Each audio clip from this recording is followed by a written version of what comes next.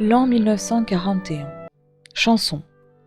Je rêve d'un Noël blanc, juste comme ceux que je connaissais, où les cimes des arbres brillent et les enfants écoutent, pour entendre les cloches du traîneau dans la neige. Bing Crosby reprend ce titre d'Irving Berlin dans son émission de radio The Kraft Music Hall. Sa voix de crooner a l'onctuosité d'une bûche au chocolat, à la chaleur d'un feu de cheminée alors que la neige tombe dehors et que la conscription commence. Les États-Unis viennent d'entrer en guerre. L'année prochaine, il l'interprétera avec Marjorie Reynolds dans le film L'amour chante et danse, Oscar de la meilleure chanson originale. Je rêve d'un Noël blanc. Sur chacune de mes cartes de Noël, j'écris que vos jours soient heureux et éclatants et que tous vos Noëls soient blancs. On a tué le Père Noël ? La question se pose dans le film policier de Christian Jacques, L'assassinat du Père Noël avec Harry Bohr.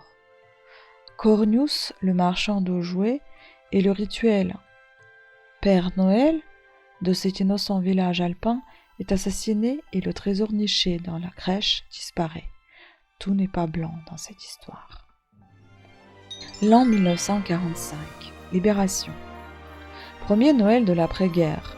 Enfin, les cloches peuvent tintinnabuler sans peur dans la nuit. Pas de couvre-feu.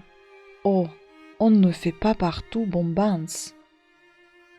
Il s'en faut, on manque de tout, mais on savoure partout le mot paix. Paix retrouvée, bonheur décuplé.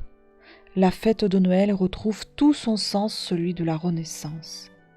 À l'image de Cracovie, qui relance son concours international des crèches, la vie reprend et avec elle, Noël reprend ses vraies couleurs. Noël apparaît cette année sur la scène blanche du calendrier comme une guerre victorieuse, comme un triomphe du monde calme et vrai sur la fleur insensée de la folie et de la mort. Noël semble vouloir nous rendre le rythme doux et bonhomme des choses, de la terre et des routines éternelles. Je n'ai qu'à fermer les yeux pour entendre chanter les réveillons de ma jeunesse dans ma mémoire. Ce sont les mêmes, aujourd'hui, qui se hâtent dans les franges des soirées meilleures. La folle de Chaillot. Cette pièce de Giraudoux, écrite au théâtre de la Ténée le 22 décembre par Louis Jouvet, lui-même né en 24 décembre. Elle véhicule un message qui prend une singulière résonance en cette fin de conflit. Ce qu'on fait avec du pétrole, de la misère, de la guerre, de la laideur, un monde misérable.